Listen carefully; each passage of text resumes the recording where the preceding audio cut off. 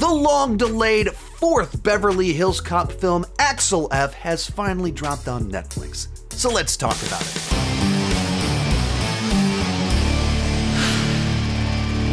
Hi, my name is Sean, and I love to talk about movies and TV way too much. With that in mind, go ahead and join me down below in the comments section. Let me know, what did you think about Axel F? This is a film I was very curious about because, of course, the original is an 80s classic, but I don't feel like the franchise has ever lived up to that film. And this is one of these projects that they've been trying to make happen for a long time. Back over a decade ago, they actually shot a pilot for a Beverly Hills Cop TV show that was going to be in continuity about Axel's son, and then it didn't get picked up. And then this project has been in the works basically ever since, and long delayed sequels don't have the best track record, in particular with comedies, and it's a Netflix original.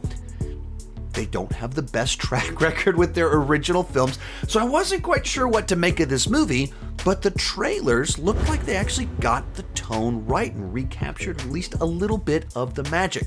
So, is it another Netflix original? Is it another long-delayed sequel that disappoints? Or is it a pleasant surprise? Let's get started with the review. And I'll cut right to the chase. It's a good sequel. It's an enjoyable, solid Beverly Hills Cop experience. I saw someone on Twitter say that it's like the Force Awakens of Beverly Hills Cop films, and I went, yeah, that's a good comparison. It plays it safe, it sticks to the formula, but it does a good job at it. It feels familiar, it's doing the greatest hits, but in a good way. It's like a comfort food. We're back with characters that we enjoy in a genre that's fun. It's very much a nostalgia play, but in the good sense, for the most part. There's a couple times that it starts reusing music cues in the first half of the film, and you're like, really? We gotta play The Heat Is On again? I think that was a bad move, but otherwise, I think this was the right direction to go. It plays it safe. It's not trying to reinvent the franchise, but it delivers what you want from these movies. Let's break that down a little bit. It's an action comedy, and enough of the jokes land that it's a solid comedy. It's enjoyable. It's a funny movie. I'll talk about that a little bit more when I talk about individual actors, characters, things like that. The other side to that, it's an action movie.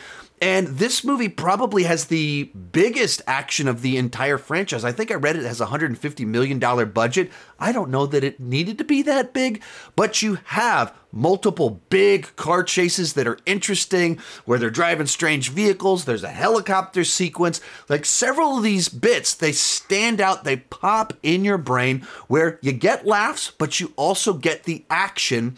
And I think what this movie does better than parts 2 or 3 is it balances the tone. Where part 2 leaned a little bit too much into kind of being gritty 80s action movie, part 3 went full-blown goofy comedy.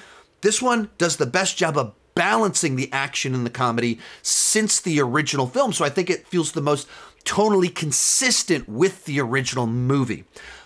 Of course, you gotta talk about Eddie Murphy, who he's the secret sauce of the entire franchise, and when he's on, the franchise works, and when he's not quite engaged, it doesn't really work. Like Beverly Hills Cop 3 has a million problems, but the reason the movie just implodes in on itself is that Eddie Murphy feels checked out that entire movie. He's low energy, he's not riffing, he's not having any fun whatsoever, and so the movie, despite being very goofy, isn't fun because he's not fun.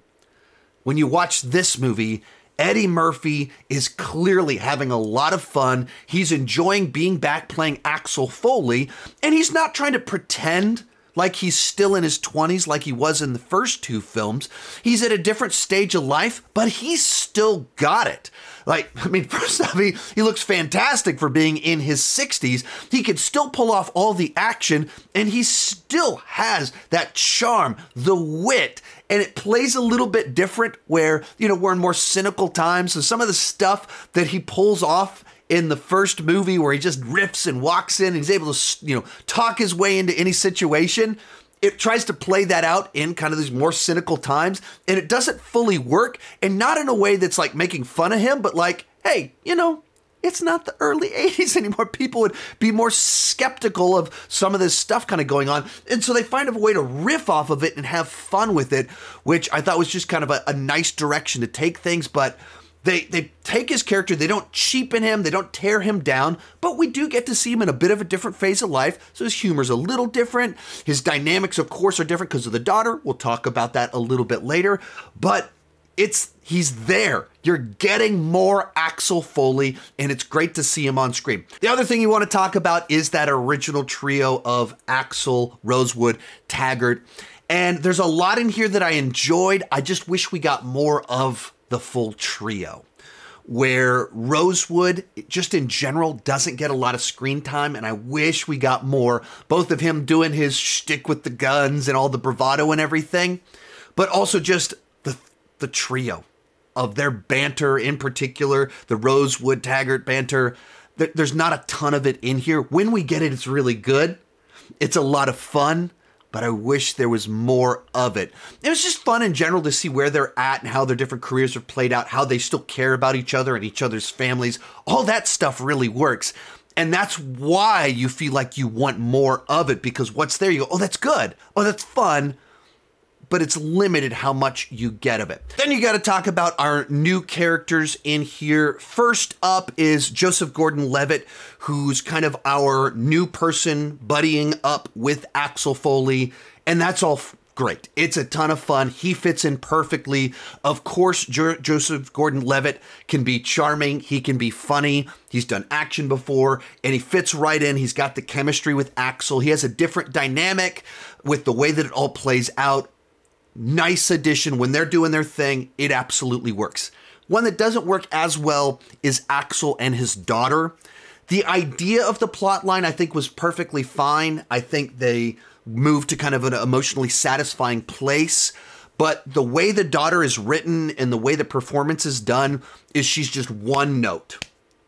They have conflict with each other, and they don't give the daughter Eddie Murphy's charm or sense of humor. Like, I'm glad that they didn't hire an up-and-coming comedian to play his daughter and have two comedians riffing back and forth. I didn't need that. But what we did get just felt very one note, that she doesn't have any of that Foley Murphy charm. She's just mad at her dad about the past and just keeps hitting that one note over and over again. And there's a chunk of the movie where it starts to really pull down the film, and she kind of gets swapped out for Levitt eventually, and the movie picks up as soon as that happens. So I wish that they'd given her a bit more charm, a bit more of that likability, a bit more of that Foley energy. So as I said at the beginning of this, it sticks to the formula, it plays it safe, and for the most part, I think that that's a good thing, but it also kind of lacks any particular identity in terms of directorial style, humor, or anything like that. And an interesting detail about the history of the film is that originally it was going to be directed by the guys that did Bad Boys for Life, which I thought was a great addition to that franchise. And tonally, you can be like, yeah, I can see how that would fit nicely with Beverly Hills Cop. And then they did Bad Boys Ride or Die just this past month. They were hired to make this film, and they were working on it, but they were also doing Batgirl. And they had to drop out of Beverly Hills Cop to focus on Batgirl. Of course, Batgirl is this infamous troubled production that Warner Brothers mishandled and decided to shelf it. So we never got to see that film. So essentially, Batgirl's kind of had two different casualties itself, as well as, I think that those directors are more interesting directors than the guy that made this film. That they have a style to how they do action and comedy. They have a visual flair that I think could have elevated this movie just a little bit, because they just have that spark to them. They're bringing some originality that could have given this movie just a little bit more of its own flavor and vibe and take it to that next level. And if they directed this film, I think it would have had a little bit more of its own identity. Real quick, before I give you my final thoughts, be sure to join me down below in the comment section. Let me know, what did you think about the film? And come back in a few days, I will be doing a ranking of all 4 Beverly Hills Cop films. When you put it all together, it's an enjoyable Beverly Hills Cop experience. If you go in expecting a Netflix movie or Beverly Hills Cop 3, you will be pleasantly surprised. Now, does it fully recapture the magic of the original? Is it groundbreaking? No, it is not. But it's a fun time with these characters that I've enjoyed for over 30 years now. It's a good sequel. Overall, it's a B. It's a 7.5 out of 10. And well, you gotta stream this one because it's a streaming movie, but it is absolutely worth streaming if you're a fan of the Beverly Hills Cop franchise. Be sure to come back in a few days to check out that ranking. Thank you so much for watching, and keep talking movies and TV too much.